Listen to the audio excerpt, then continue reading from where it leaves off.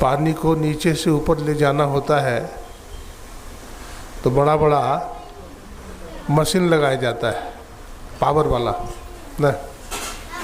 अब पानी को ऊपर चढ़ाना पड़ता है, टंकी पर चढ़ाना पड़ता है, फिर बड़ी बड़ी कोठियों में पानी चला जाता है आराम से। जब तक पानी को ऊपर नहीं चढ़ाएंगे तब तक नगर शहर में घर घर में पानी नहीं जा सकता है। तो जैसे पानी को ऊपर चढ़ाने के लिए बड़े बड़े यंत्र की ज़रूरत होती है, ठीक उसी प्रकार से भजन में मन को लगाने के लिए गुरु मंत्र की ज़रूरत होती है। बिना गुरु मंत्र का मन काबू में नहीं हो सकता है। गुरु मंत्र जप गुरु ध्यान कर, गुरु सेव कर अति प्रीत कर, और गुरु की आज्ञा मान प्यारे कर सदा गुरु की कहे। गुरु की बात को माने, उनके बताए हुए रास्ते पर चले तो आपको संतोष होगा, सुख मिलेगा, आपको सफलता भी मिलेगी, आप अपने जीवन में सफल हो जाइएगा। संत महात्मा बहुत कष्ट सह करके संसार में विचरण करते हैं और संसार के भूले भटके लोगों को ज्ञान देते हैं। संत गुरु नानक साहब अपने शिष्य बाला मर्दाना के साथ सत्संग किया करते थे। बतलाते हैं गुरु नानक साहब वीरान से वीरान जगहों में चले जाते थे, जंगली इलाकों में, आदिवासी के इलाकों में, शमशान घाट में, सब जगह जाकर सत्संग करते थे। तो संत को कहीं अपमान होता है तो कहीं सम्मान भी मिलता है। एक जगह गुरु नानक साहब और उनके शिष्यों को बड़ा अपमान किया, लाठी से मारा भी। तो गुरु नानक साहब ने कहा, तुम लोग यहीं बसे रहो, तुम लोग बसे रहो, ईश्वर करे तुम लोग बसे रहो। फिर आगे बढ़े तो एक जगह सत्संग था, तो वहाँ के लोगों ने बड़ा आदर किया, बड़ी सेवा की, भोजन कराया, रहने के लिए जगह दिया। तो जब चलने लगे गुरु नानक साहब तो वहाँ के लोगों को आशीर्वचन के रूप में कहा, तुम लोग उजड़ जाओ। क्या बोला? तुम लोग उजड़ जाओ। तो बाला मर्दाना ने पूछा, गुरुदेव जो मारा पीटा भला बुरा कहा उसको तो कहे कि बसे रहो, और जो इतनी सेवा किया उसको कहते, तो उसको कहते उजड़ जाओ। बोला बेटा समझा नहीं, गलत आदमी एक ही जगह रहेगा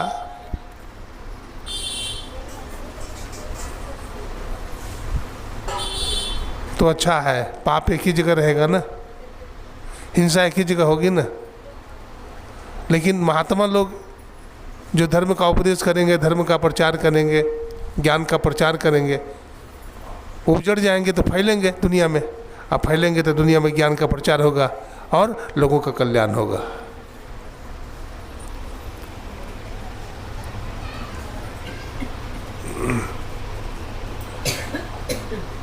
संत महात्मा विचरण करते रहते हैं। गुरु नानक साहब आगे बढ़ जाते हैं वहाँ से, बाला मर्दाना को प्यास लग जाती। बतलाते हैं गुरु नानक साहब भ्रमण करते करते राजगीर चले जाते हैं, और राजगीर में गर्म पानी का कुंड है, वहाँ ठंडा पानी बहुत कम मिलता है। तो बाला मर्दाना ने कहा, गुरुदेव तो गर्म पानी है, पिया नहीं जाएगा। ठंडा पानी होता तो अच्छा होता।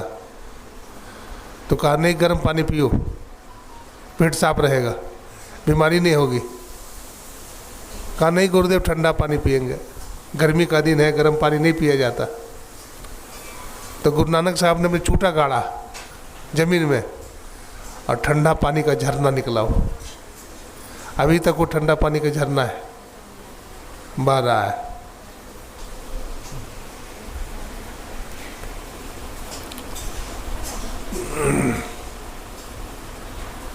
संत महात्मा दुनिया में विचरण करते हैं, दुनिया के लोगों को ज्ञान देते हैं। संत महात्मा कहते हैं ये शरीर और संसार नाशवान है, व्यक्ति के दिन दशा बदलती है ना, दशा दुर्दशा बदलते रहता है। हम अच्छे कर्म करेंगे तो हमारा दिन अच्छा होगा, हम बुरे कर्म करेंगे तो हमारा दिन दशा खराब हो जाएगा। इसलिए सबको सत्कर्म करना चाहिए।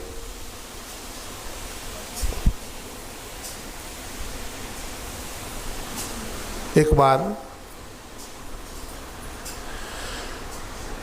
एक राजा जो चक्रवर्ती सम्राट था, उसके जीवन में भी दुख आ गया। ऐसा नहीं समझे कि केवल आम आदमी को ही दुख होता है, बड़े बड़े लोगों को कष्ट नहीं होता है।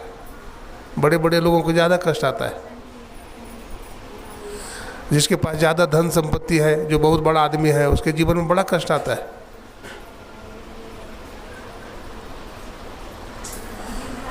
वो राजा का दिन दुनिया बहुत बढ़िया चल रहा था, लेकिन राजा साहब अकस्मात बीमार हो जाता है और उसका किडनी खराब हो जाता है, हार्ट लंग सब बेकार हो जाता है। डॉक्टर बोलता है अभी नहीं बचेगा। तो उसका मंत्री बोलता है महाराज ये चक्रवर्ती सम्राट है, जितना भी खर्च हो कोई बात नहीं है, राजा का जितना वजन है उतना सोना हम दे देंगे आपको, आप इसको ठीक कर दीजिए। बादशाह ने कहा, बादशाह से के मंत्री से वो वैद्य कहा ठीक तो हो जाएगा, लेकिन एक शर्त है। बोला क्या शर्त है? किसी स्वस्थ बालक के कलेजे से दवा बनेगी,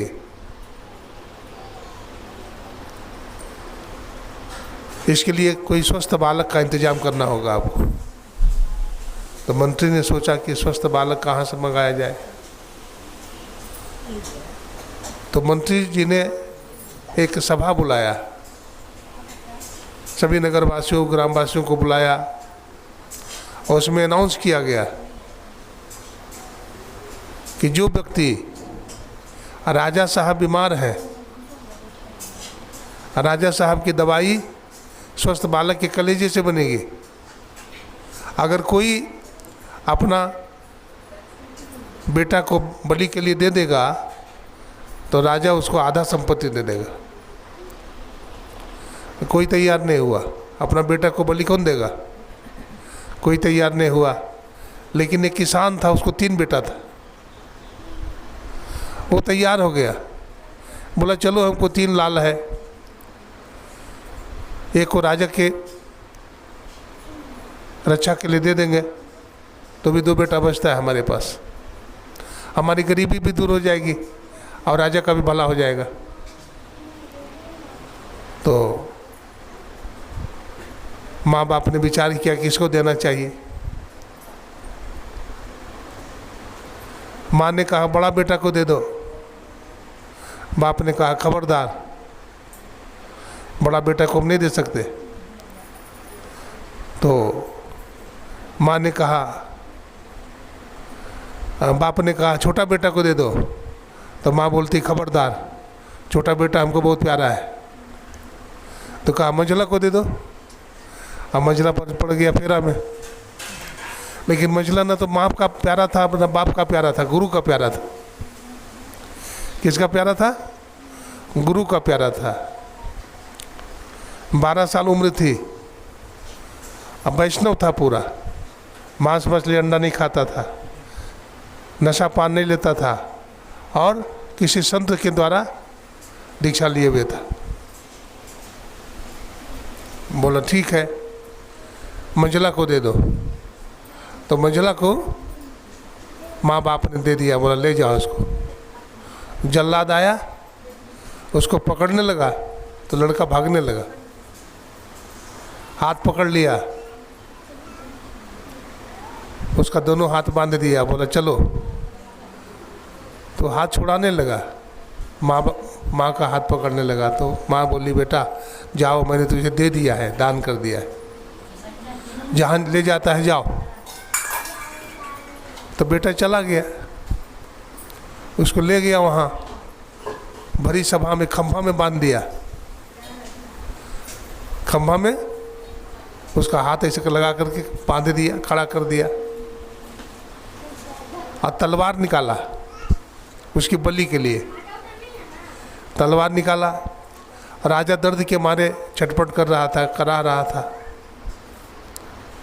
जब तलवार निकाला तो बच्चा सबसे पहले अपने माँ की तरफ देखा। तो माँ क्या बचावे, माँ तो बेच दी। बाप की तरफ देखा, बाप ने तो बेच दी। फिर वो राजा की तरफ देखता है। अब राजा को भी अपना प्राण प्यारा है तो राजा भी कुछ नहीं बोलता है। प्रजा की तरफ देखता है कि प्रजा कुछ आवाज़ उठावे, विरोध करे, लेकिन प्रजा भी क्यों बोले। अगर प्रजा कुछ बोलेगी तो राजा दंड देगा। तो सब मौन है। अब वो लड़का सोचता है दुनिया को तो ठोक बजा के देख लिया, अब उस दुनिया का मालिक जो परमात्मा है उसके तरफ देखते हैं वो क्या करता है। आकाश की तरफ देखा, अब बहुत ज़ोर से हंसने लगा। तो राजा ने सोचा भाई बच्चा ही हंसता क्यों है, क्या बात है, ये हंसने का समय नहीं है। ओ बालक बताओ तू क्यों हंसा, ये हंसने का समय नहीं है, तुम्हारी जान जा रही है, तुम्हारा गर्दन काटा जाएगा, तुम्हारी बलि होगी, तू हंस रहा है। बोला हाँ राजन कहिए क्या पूछना चाहते हैं। बोला तू हंसा क्यों। बोला मैंने दुनिया के लोगों को देख लिया ठोक बजा करके, मैंने सुना था कि माँ बाप दुनिया में अपने बेटा को बेटी को बहुत प्यार करता है, लेकिन आज मैंने देखा माँ बाप ने हमारे जैसे निर्दोष बालक को बेच दिया पैसा के लिए। राजा जो होता है प्रजा का पालन करता है, प्रजा के लिए जान की बाजी लगा देता है, लेकिन उस राजा को भी देखा कि राजा भी अपनी जान बचाने के लिए निर्दोष बालक को कत्ल करवा रहा है। प्रजा जो होती है, राजा कोई गलत काम करता है तो आवाज़ उठाती है, लेकिन प्रजा भी कुछ नहीं बोल रही है क्योंकि राजा दंड देगा। ये दुनिया वाले लोगों को तो मैंने देख लिया, अब जो दुनिया को बनाया है वो परमात्मा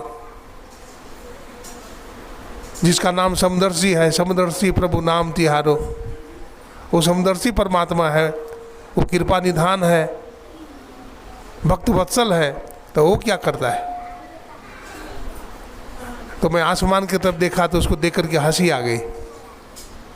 जब इतना बोला ना तो वो दर्द के मारे जो करा रहा था राजा, उसका दर्द ठीक हो गया। बोला ये जल्लाद इस पर तलवार मत चलाना, हमारा दर्द ठीक हो गया है। उसका बंधन खोल दिया गया, राजा ने उसको मुक्त कर दिया। जाके शीश पे हाथ गुरु के, बाल न बाका होई, जो जग बैर करे बरु तेरा, तासो हानि न होई। पूरी दुनिया आपके शत्रु बन जाएंगे, लेकिन आप एक गुरु की भक्ति करेंगे, आप भजन करेंगे, ध्यान करेंगे, साधना करेंगे, तो आपको कोई नहीं मार सकता है, आप बच जाएंगे गुरु की कृपा से। गुरु कृपा हो ये भाई, हो ये दुख नाश हो, स्थूल सूक्ष्म कारण झड़े सब फास हो। मन में विचार में ही प्रभु तेरे साथ हो, गुरु कृपा बिनु सोई पाबू नहीं नाथ हो। तो बिना गुरु कृपा के ये दुख टलने वाला नहीं है। भजो हो मन गुरु उदार भव अपार तारना, है ना। इसलिए जो उदार है उनका भजन करो। तो उदार कौन है? तो सतगुरु है। सतगुरु सब नहीं हित जग कोई है, अनिश दिन करिए सेव है। सतगुरु के समान हित करने वाला दुनिया में है कोई नहीं है। माता से यदि छोह करे गुरु, अपितु से अधिक भलाई है। माता पिता से ज़्यादा भलाई करने वाले हैं, परमात्मा से भी ज़्यादा सहयोग देने वाले हैं, साथ देने वाले हैं। परमात्मा भी आपको छोड़ देंगे, लेकिन सतगुरु आपको नहीं छोड़ सकता है। इसलिए साजो बाई कहती है, राम तजु पर गुरु न विसारू, और गुरु के सम्मुख हरि को न निहारू। हरि ने जन्म दियो जग माही, गुरु ने आवागमन छुटाही। राम तजो पर गुरु न विसारू, गुरु के सम्मुख हरि को न निहारू। साजो बाई कहती है, मैं राम को छोड़ सकती हूँ लेकिन गुरु को नहीं छोड़ सकती हूँ। हरि ने तो जन्म दिया, संसार में भेज दिया, हाँ अब माया में भटक रहे हैं। सदगुरु ने ज्ञान दिया, हाथ में दीपक दिया, रास्ता दिखाया, दीक्षा दिया, गुरु मंत्र दिया, है ना। और हम भजन करने लगे, हमारे मन में शांति मिली, हमारे जीवन में सुख मिला, हमारे जीवन में आनंद हुआ। भजन करने से सुख मिलता है। संसार में जितना हम जाएंगे हम दुखी हो जाएंगे, और जितना ही हम सदगुरु के पास जाएंगे, ईश्वर के पास जाएंगे, धर्म की तरफ बढ़ेंगे, उतना ही हमारे जीवन में शांति सुख बढ़ता जाएगा। अफसोस मूढ़ मंतु, बिंदु कवि कहते हैं, अफसोस मूढ़ मंतु मुद्दत से सो रहा है, और सोचा न था कि घर में अंधेर हो रहा है। 84 लाख मंजिल तय कर के मुश्किलों से जिस घर को तूने पाया उस घर को खो रहा है। घट में है ज्ञान गंगा, उसमें न मारा गोता, कृष्णा के गंदे जल से स्तन को धो रहा है। अफसोस मूढ़ मंतु मुद्दत से सो रहा है। गुरु की बड़ी कृपा होती है। गुरु क्या नहीं करते हैं, गुरु तो हमें ऐसा जड़ी दिए हैं, अगर उस जड़ी का हम सेवन करेंगे तो हम संसार सागर से पार हो जाएंगे। एक किसान था, बड़ा गरीब था बेचारा। वो पति पत्नी गुरु महाराज से दीक्षा लिया था।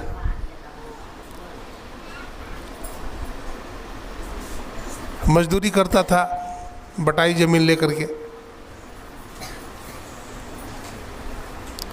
बतलाते हैं जब दीक्षा ले लिया तो गुरु महाराज के सत्संग में कभी कभी जाने लगा वो। अब उसके घर में मांस मछली सब चलता था, बेटा बहू सब खाता था, मांस मछली का भक्षण करता था, तो पैसा ज़्यादा खर्च होता है, अधर्म भी होता है, पैसा भी ज़्यादा खर्च होता है।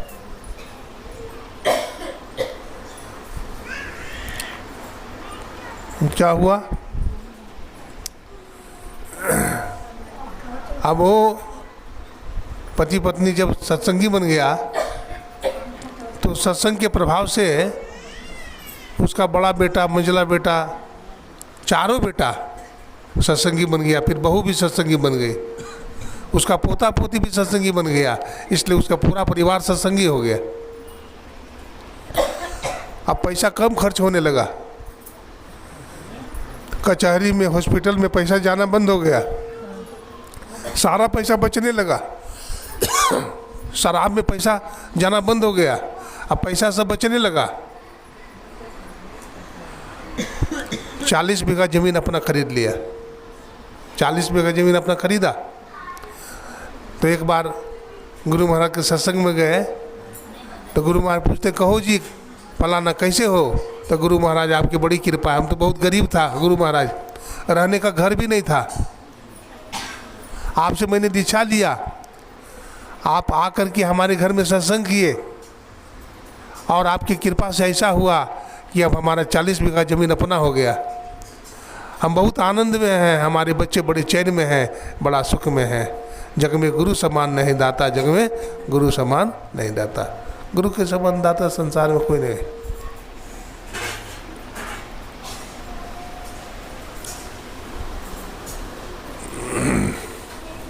गुरु बिना भव निधि तरय न कोई, जो बिरंच शंकर सम होई। ब्रह्मा जी महाराज का भी कल्याण बिना गुरु का नहीं है। राम कृष्ण सो को बड़े, तिन्हीं तो गुरु किन्न, और तीन लोक की संपदा गुरु आगे आधीन। भगवान राम थे, भगवान श्री कृष्ण थे, भगवान शंकर थे, भगवान शंकर ने भी गुरु बनाया। हम कहते हैं गुरु बनाने की कोई ज़रूरत नहीं है, गुरु बना लोगे तो और एक बंधन लग जाएगा। एक आदमी ने कहा कि बाबा हमारे गुरु महाराज बड़े महान हैं, लेकिन अभी जेल में बंद है, अभी जेल में बंद है। तो कहते हैं कौन गुरु है, जेल में बंद है? तो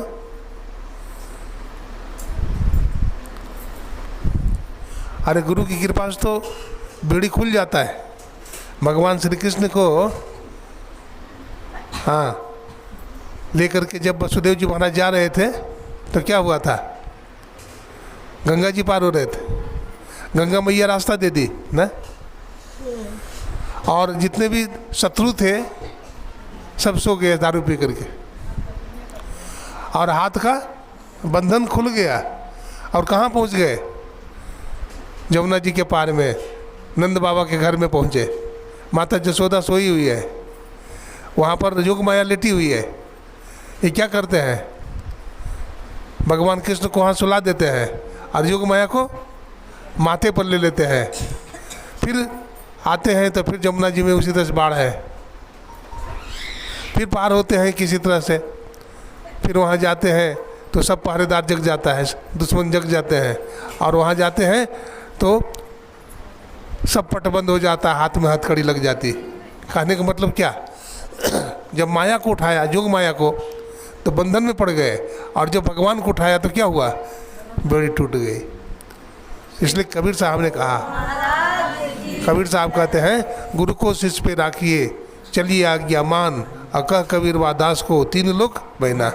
इसलिए गुरु के आदेश पर चलिए, उनकी बात मानिए तो कर ले। चाहे कुछ भी करिए, आप डॉक्टर बनिए, इंजीनियर बनिए, किसान बनिए, कुछ भी रहिए, आप कुछ बन के रहिए, लेकिन आप गुरु की भक्ति जरूर करिए। गुरु की भक्ति साधु की सेवा, बिन कछुही नहीं पाई हो, याते भजो गुरु गुरु निति ही, रहो चरण लाई लाई हो, ध्यानाभ्यास करो सद ही, चातक दृष्टि बनाई हो। त्रैकाल संध्या गुरु महाराज बताते हैं। हम लोग ध्यान करते हैं आमा दृष्टि है, और प्रतिपदा दृष्टि होता है, और एक पूर्णिमा दृष्टि, तीन दृष्टि होती है।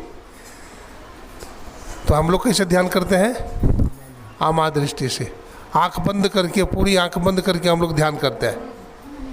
एक प्रतिपदा दृष्टि होती है, आधी आंख खुला आधा आंख बंद, ऐसे भी ध्यान करते हैं लोग, उसमें कष्ट होता है। और एक पूरी आंख खोल करके ध्यान करते हैं, उसमें भी कष्ट होता है। सबसे सहज और सुखद ध्यान क्या है, आमा दृष्टि, आंख बंद करके ध्यान करिए। आप देखिए भगवान शंकर को तो आंख बंद करके ध्यान कर रहे हैं, भगवान विष्णु को देखिए क्षीर सागर में, तो भगवान विष्णु ध्यान कर रहे हैं, आंख बंद है। ब्रह्मदेव को देखिए तो ब्रह्मलोक में वो भी आंख बंद करके ध्यान कर रहे हैं। भगवान बुद्ध को देखिए, भगवान महावीर को देखिए, वो भी आंख बंद करके ध्यान रहे। तो आंख बंद करके ध्यान करना क्या है, सुखद है। इसलिए आंख बंद करके ही ध्यान करना चाहिए।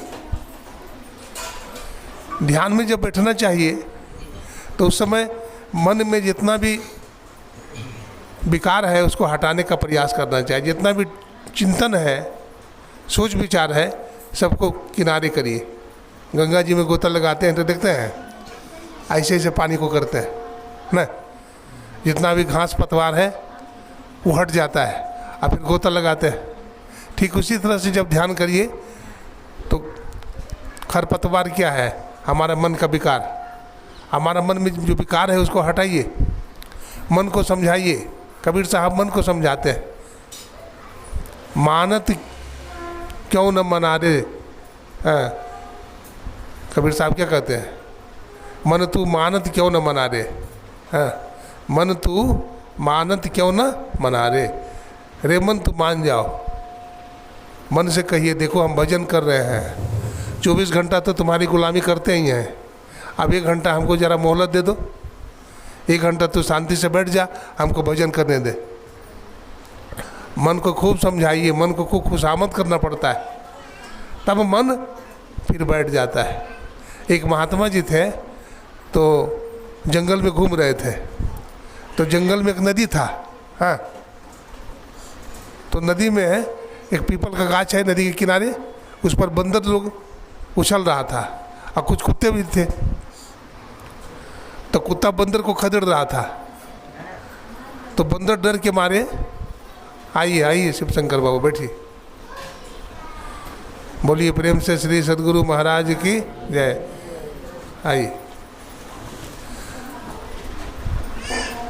बैठिए। हाँ, तो क्या सुन रहे थे? महात्मा जी ने देखा गंगा जी के किनारे पीपल के गाछ पर बंदर सब उछल रहा है, अब कुत्ता सब भूख रहा है पकड़ने के लिए। अब कुत्ता से पकड़ा जाएगा बंदर? नहीं पकड़ा जाएगा, बंदर बड़ा फुर्तीला होता है। तो कुत्ता इतना खदेड़ा बंदर को कि बंदर जो है पानी में कूद गया। अब बंदर जब पानी में कूदा तो कुतवा भी कूद गया पानी में। अब बंदरवा का पकड़ लिया कान, कौन? कुतवा। अब कान पकड़ के उसको डुबा भी पानी में, ऊपर नीचे करे, ऊपर नीचे करे, ऊपर नीचे करे। बहुत पानी पी लिया बंदर, और कुत्ता भी बहुत पानी पी लिया, थक गया दोनों, और किनारे पर आके बैठ गया दोनों, एकदम महात्मा की तरह बैठ गया। बंदर भी कुत्ता भी महात्मा देख करके हंसने लगा, बोला देखो थक गया है। कबीर साहब कहते हैं मन तू थक जाई। हाँ, इतना भजन करिए कि भजन करते करते मन थक जाए, इतना जप करिए कि जाप करते करते ठाला पड़ जाए। काष्ठ जिह्वा स्वामी थे, काष्ठ जिह्वा स्वामी इतना जाप करते थे कि मुंह में रखते थे वो लकड़ी, हाँ, लकड़ी का टुकड़ा रखते थे मुंह में। किसी से बोले नहीं, ज़्यादा बकबक नहीं करना चाहिए साधक को, बहुत नहीं बोलना चाहिए, फिजूल में पानी खर्च होता है। अगर जाप करेंगे तो कितना फायदा हो जाएगा। गुरु जाप मानस ध्यान मानस कीजिए दृढ़ साध कर, इनका प्रथम अभ्यास कर श्रुत शुद्ध करना चाहिए, मन पवित्र हो जाएगा, आपका दुनिया बदल जाएगा। आप भजन करिए ना, आप खुराफात करते हैं और कहते हैं हमारा जीवन का दुख दूर नहीं होता है। आप भजन करके देख लीजिए, ज़्यादा नहीं 6 महीना भजन करके देख लीजिए, आपका देश दुनिया बदल जाएगा। ईमानदारी से भजन नहीं करते हैं, ईमानदारी से भजन करके देखिए, 6 महीना में देश दुनिया बदल जाएगा आपका। आप कहते हैं बहुत बीमार हैं, आपकी बीमारी भी ठीक हो जाएगी और आपका सब काम ठीक चलने लगेगा। इसलिए थोड़ा हिम्मत रखिए, घबराइए नहीं। परेशान तो हर आदमी है, दुनिया में कोई आदमी है ऐसा हाथ उठा के कह सकता है कि हमारे जीवन में कोई दुख नहीं है? हर आदमी परेशान है, और सबके साथ कमी यही है कि भजन नहीं करता है, सत्संग में नहीं जाएगा, ताश खेल लेगा, बैठ के दारू पी लेगा, गांजा पी लेगा बैठ के, लेकिन सत्संग में वो नहीं जाना चाहता है। माँ बाप की सेवा नहीं करेगा। आज देखिए भाई भाई में दंगा है, झगड़ा है, लड़ाई है। हाँ, बाप बेटा में दगेबाजी है, बाप बेटा को नहीं देखना चाहता, बेटा बाप को नहीं देखना चाहता। लेकिन जहाँ सत्संग होता है, सत्संग के प्रभाव से ज्ञान रहता है लोगों में, और सब बाप बेटा क्या, पति पत्नी क्या, पड़ोसी वाले लोग भी आकर के बैठ करके सत्संग सुनते हैं। सत्संग से कितना लाभ है? यही सत्संग में लाभ बहुत है। कबीर साहब ने कहा कि बहुत लाभ है, यही सत्संग में लाभ बहुत है। तुरंत मिलावे गुरु से, अब मूर्ख जन को सार न जाने, सत्संग में अमृत बरसे, मैं तो आन पड़ी चोरन के नगर, सत्संग बिना जिया तरसे। कबीर साहब कहते हैं मुझे सत्संग नहीं मिलता है, हमारा दिल तरसता है। बहुत लाभ है सत्संग में, बहुत लाभ बताते हैं। कोई भी कारोबार करते हैं, बिजनेस करते हैं, व्यापार करते हैं, तो कोई ज़रूरी है कि लाभ ही होगा, घाटा भी हो जाता है। बिजनेस, व्यापार, ठेकेदारी में घाटा भी हो जाता है कभी कभी। लेकिन कबीर साहब चैलेंज करते हैं कि सत्संग में लाभ ही लाभ होता है, सत्संग में कोई घाटा नहीं होगा। तो जो लाभ का सौदा है वो सबको करना चाहिए, इसलिए सत्संग सबको करना चाहिए। सठ सुध रही सत्संगति पाई, पारस परसि कुधातु सुहाई। वाल्मीकि नारद घट जोनी, निज निज मुख निकही निज होनी। जल चर थल चर नभ चर नाना, जे जड़ चेतन जीव जाना। मति कीरति गति भूति भलाई, जब जहि जतन जहाँ ते पाई। सो जानब सत्संग प्रभाऊ, लोकहु वेदन आन उपाओ। मंगल भवन मंगल हारी, उमा सहित जय जपत पुरारी। अब प्रभु कृपा करो यही भांति, सब तज भजन करो दिन राति। गोस्वामी तुलसीदास जी महाराज कहते हैं, हे प्रभु हम पर कृपा करो, हम अनाथ हैं। देखिए भक्ति अनाथ है, लेकिन जब प्रभु के शरण में जाता है, गुरु के शरण में जाता है तो सनाथ हो जाता है। सर्वम त्यक्त्वा, परिषदकार कहते हैं, सर्वम त्यक्त्वा मनः पीत्वा यो असि सो असि। हाँ, सब कुछ को त्याग करके, मन को पी करके भजन करो। आप क्या है? शरीर है, मन है, इंद्रियां हैं, बुद्धि है, आप ये सब कुछ नहीं है। आप नित्य शुद्ध बुद्ध चैतन्य स्वरूप आत्मा जो स्वयं प्रकाश है ना। स्वयं प्रकाश समझते हैं, ये आत्मा स्वयं प्रकाश है।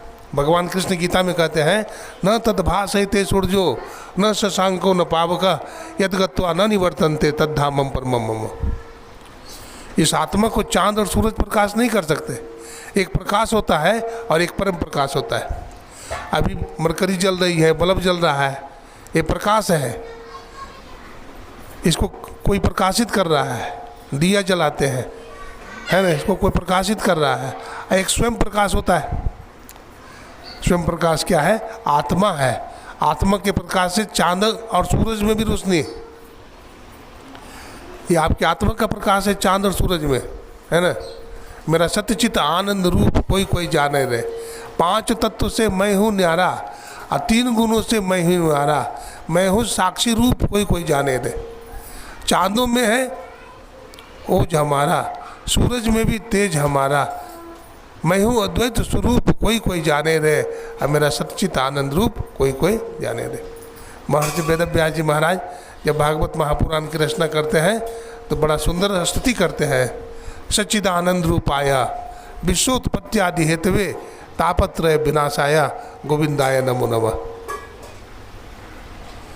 मैं सच्चित आनंद स्वरूप परमात्मा को नमस्कार करता हूँ, वेदव्यास जी कहते हैं। वो आत्मा कैसा है? तो सत्य स्वरूप है, चित्त स्वरूप है और आनंद स्वरूप है। तो सत्य क्या है? हमारे शरीर में सत्य भी है, जीवात्मा ये सत्य है, और शरीर में चित्त है यानी प्रकाश भी है, और हमारे शरीर में आनंद भी है न। और फिर भी हम कहते हैं दुखी है। दुखी है अध्यास के कारण। आप संसार में फंसे हुए इसलिए दुखी है। आप देखिए चंदन को, देखे हैं चंदन को? आप चंदन के टुकड़ा को पानी में फेंक दीजिए, कुछ देर रहेगा तो क्या हो जाएगा? चंदन की सुगंधी पानी में आ जाती है कि नहीं? तो संसार का चिंतन करते करते आप में संसार आ जाता है। दो सहेली थी, ठीक है, दो चींटी थी और दोनों में काफ़ी दोस्ती थी। जो एक सहेली मिस्री के पहाड़ पर रहती थी और एक सहेली नमक के पहाड़ पर रहती थी। तो जो नमक के पहाड़ पर रहती थी चींटी, वो बहुत दुबली पतली थी, और जो मिस्री के पहाड़ पर रहती थी मोटी ताजी थी, हिष्ट पुष्ट थी। तो दोनों में मुलाकात हुई। तो मिस्री पहाड़ के जो चींटी थी उन्होंने कहा, बहन तू बहुत दुबली पतली है, क्यों? वो कहती हूँ नमक के पहाड़ पर रहती हूँ, दिन रात नमक ही खाती हूँ, तो नमक खाते खाते हमारी हड्डी गल गए, इसलिए मैं दुबली पतली हूँ। तो कहा ठीक है, तुम हमारे पहाड़ पर आओ, तुम मोटी ताजी हो जाओगी, हमारे पहाड़ पर आ जाओ। तो नमक वाली जो नमक के पहाड़ पर रहने वाली चींटी थी, बोला ठीक है आऊँगी। एक दिन गई तो घुमाया फिराया, सहेली ने घुमाया फिराया। तो कैसा लग रहा है तुम्हें, आनंद आ रहा है कि नहीं, कैसा स्वाद लग रहा है? बोला कैसा स्वाद लगेगा, नमकीन लग रहा है। बोला पगली, मिस्री के पहाड़ पर भी तुमको नमकीन लग रहा है? तो कहा हाँ हाँ हाँ हमको नमकीन लग रहा है। तो बोला मुंह खोल, तो मुंह खोलती है तो नमक की डली है। बोला उगल दे, तो नमक की डली को उगल दिए। बोला मिस्री की डली को ले ले मुंह में, अब मिस्री की डली ले ली मुंह में तो खूब मीठा लगने लगा। संसार जो है नमक का पहाड़ है और ये सत्संग जो है मिस्री का पहाड़ है, समझ गए ना? मिस्री के पहाड़ पर रहिएगा, घर परिवार में हमेशा कुछ न कुछ नाफा है, कुछ न घाटा है, चेचे में है, कोलाहल है, सुख दुख है, शोरगुल है। सत्संग में बड़ा आनंद है। हाँ, सत्संग में बड़ा आनंद, जिसको जीवन में मिला सत्संग है उसको हर घड़ी आनंद ही आनंद है। जिसका जीवन सच्चाई में ढल गया उसके पापों का पर्वत भी गल गया। जिसके हृदय में राम नाम बंद है उसको हर घड़ी आनंद ही आनंद है। तो हमारे जीवन में भी राम नाम हो, हमारे जीवन में भी भजन हो, है ना, तो हमारे जीवन में भी आनंद हो जाता है। भगवान संत कुछ मांगते नहीं है हमसे, वो हमसे क्या कहते हैं, भजन करो, बस प्रेम करो, है ना। प्रेम भक्ति गुरु दीजिए, बिनमो कर जोड़ी, पल पल छो न छोड़िए, सुनिए गुरु मोरी। देखिए प्रेम के बंधन मुरारी बंध गए, प्रेम के कारण भगवान बंध जाते हैं। भगवान कोई बांध सका? दुर्योधन बांधा भगवान को? कितनी बड़ी सेना थी, राजा था, बांध पाया भगवान को? नहीं बांध पाया। लेकिन माता जसोदा कन्हैया को बांध दी। बूढ़ी है माता जसोदा, शरीर में ताकत भी नहीं है, लेकिन प्रेम के बंधन मुरारी बंध गए। बड़े बड़े पहलवान, है ना, मुष्टिक और चाणूर को भगवान पटकते हैं। एक बार भगवान ने चैलेंज कर दिया, हाँ कोई पहलवान हो तो आ जाओ। तो भगवान का जो मित्र था मनु सखा, वो बोला मैं तुमसे लड़ूंगा। तो चैलेंज क्यों किया? तो लड़ने लगा अखाड़े पर। तो भगवान श्री कृष्ण नीचे है और मनु सखा जो छाती पर बैठा हुआ है, क्या देखा ना मैं तुमको पटक दिया ना। भगवान कृष्ण कहते मित्र कितना समझाऊं, कंस के छाती पर हम बैठते हैं और हमारे जो भक्त हैं वो हमारी छाती पर बैठते हैं।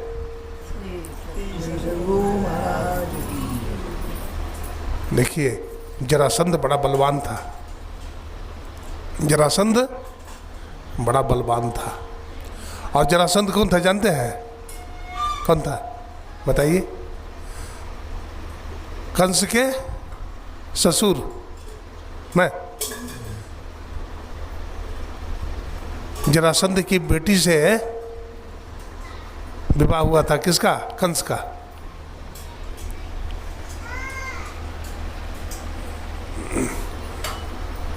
भगवान को नाश करने के लिए, पूरा कुल को नष्ट करने के लिए जरासंध ने कितना प्रयास किया, कितना बार चढ़ाई किया भगवान ने मथुरा पर, जरासंध ने मथुरा पर।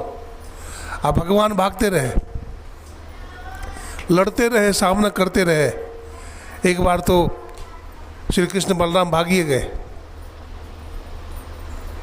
जब भारी सेना ने घेर लिया जरासंध का, तो भगवान कृष्ण कहते हैं, भैया बलराम, अब तो हम लोग घिर गए हैं, हम लोग उसकी भारी सेना है, हम लोग उससे टकरा नहीं सकते, अब तो भागना ही अच्छा है। तो बलराम जी कहते, नहीं नहीं कृष्ण, ऐसा नहीं कहो, हमारी बदनामी होगी, तुम कहो तो अपना मूसल से संपूर्ण धरती को हम जोत दे, नष्ट कर देंगे, सब वीरों को नष्ट कर देंगे, तुम कहो तो भगवान कृष्ण कहते, नहीं भैया, अच्छा नहीं रहेगा, हमको तो बहुत उलाहना मिला है, किसी ने माखन चोर कहा, किसी ने कपड़ा चोर कह दिया, तो माखन चोर कहीं दिया, चीड़ चोर कहीं दिया, कपड़ा चोर कहीं दिया, तो रण चोर भी कह देगा तो क्या दिक्कत है, इस बार भाग चलो। भगवान भाग गए, बलराम जी भी भागे और समुद्र में कूद गए। अब भगवान ऐसा गोताखोर है कृष्ण बलराम कि गोता मारे तो इस पार से उस पार निकले, जरासंध को पता नहीं चला। अब भगवान ने द्वारकापुरी का निर्माण किया। कहाँ रहेंगे भगवान? द्वारकापुरी। और द्वारकापुरी का निर्माण किसने किया था जानते हैं? विश्वकर्मा। विश्वकर्मा जी का आह्वान किया भगवान ने। अब विश्वकर्मा जी ने रातों रात द्वारकापुरी का निर्माण कर दिया। भगवान शंकर के त्रिशूल को भी उन्होंने बनाया था, विश्वकर्मा जी महाराज। पांडवों की जो नगरी है उसका भी निर्माण उन्होंने किया था। तो हरि अनंत, हरि कथा अनंता। मैं जरासंध की बात कर रहा था। अब देखिए व्यक्ति का विजय कैसे होता है, अब व्यक्ति का हार कैसे होता है, जरा इस पर विचार करेंगे। भगवान श्री कृष्ण ने भीम और किसे लड़ाया? जरासंध में कुश्ती हुई, जानते हैं। हम लोग गए थे राजगीर, तो भीम और जरासंध का अखाड़ा देखे थे, है ना। धर्मानंद भी था वहाँ और हमारे साथ कई लोग थे राजगीर में। हाँ, वहाँ पर भीम और जरासंध का अखाड़ा है जहाँ लड़ाई हुई थी, कुश्ती। तो देखने के लिए गए थे हम लोग। तो वहाँ जब दोनों में कुश्ती होना शुरू हुआ तो पहले गदा युद्ध हुआ। गदा युद्ध हुआ पहले। जरासंध भी गदा मारे इधर से, भीम भी इधर से गदा मारे। बहुत दिनों तक युद्ध चला, लेकिन कभी एक पटक दे उठा के, कभी वो उसको उठा के पटक दे। इस तरह से युद्ध चलता रहा। बतलाते हैं गुस्सा आया जरासंध को, और भीम को उठा के पटक दिया और उसके छाती पर बैठ गया। यद्यपि भीम को भी कई बार गुस्सा आया तो जरासंध के पाँव उखाड़ करके फेंक देता था, लेकिन फिर पाँव आके जुड़ जाता था। तो भगवान की तरफ देखने लगा, मुंह से खून निकल रहा है। जरासंध थक गया था, थक कर चूर हो गया था। भगवान हाथ में तिनका लेके खड़े हैं। अब भगवान इशारा करें कि तो हमारे तरफ देखो, लेकिन भीम भगवान की तरफ नहीं देखता है। भीम अपने बाजू की तरफ देखता है। हम कम क्या ही क्या, 10,000 हाथी का बल है हमें, हम तुमसे सहायता लेंगे? तो रण छोड़ है, हम तुमसे सहायता लेंगे? हम रण में सामना करेंगे, तो रण छोड़ है, हम तुमसे सहायता मांगेंगे? अहंकार है। बार बार बाजू की तरफ देखते हैं। भगवान हंस रहे हैं और हाथ में तिनका लिए हुए हैं, और तिनका को भगवान तोड़ देते हैं। और तोड़ करके बाई को दाई और दाई को बाई फेंकते हैं, इसे क्रॉस। लेकिन भीम को समझ में नहीं आता है। क्यों? भीम ज़्यादा खाता है, ज़्यादा खाने वाली की बुद्धि मोटी हो जाती है। समझ? हाँ, 5 पांडव का भोजन अकेले चट कर जाते थे भीम, बहुत खाते थे भीम। अब क्या होता है, भगवान खड़े हैं तिनका लेकर के, समझते समझते। अब भगवान जिसको समझाना चाहेंगे समझ ही लेगा। भगवान हावी हो गए और भीम के दिमाग में बात आ गई। उन्होंने क्या किया, बाईं टांग को उखाड़ करके दाहिनी तरफ फेंका और दाईं टांग को उखाड़ करके बाईं तरफ फेंका, फिर जुड़ा नहीं, राम नाम सत हो गया। अच्छा, भगवान क्या बताना चाहते हैं? भगवान कहते हैं हमारी तरफ देखो, हम तुम्हारे सारी समस्या का समाधान कर देंगे। शिव नारायण स्वामी कहते हैं निहारो यारो गुरु मूर्ति की ओर, ना निहारो यारो गुरु मूर्ति की ओर, और गुरु मूर्ति सूरत बिच देखो तब होत इंजोर, और निहारो यारो गुरु मूर्ति और गुरु मूर्ति की तरफ देखते नहीं, संसार की तरफ देखते रहते हैं, हाय माय में रहते हैं दिन रात। हाँ, थोड़ी थोड़ी सी घटना घट जाने के बाद जीवन दुखमय हो जाता है।